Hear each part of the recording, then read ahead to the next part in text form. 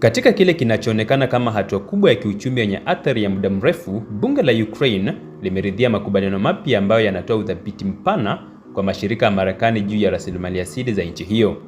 Makubaliano haya yameibua maswali makubwa kuhusu uhuru wa taifa hilo, huku wataalamu wakionya kuwa yanaweza kufungua milango ya aina mpya ya ukoloni wa kiuchumi. Kupitia Reconstruction Investment Fund, Marekani na Ukraine wameunda chombo maalum cha kifedha. Upande wa Marekani unawakilishwa na shirika la DFC, US International Development Finance Corporation, huku Ukraine ikiwasilishwa na shirika la serikali. Ukraine inalazimika kupeleka 50% ya mapato yote kutoka kwa leseni mpya za uchimbaji wa madini kwenye mfuko huo.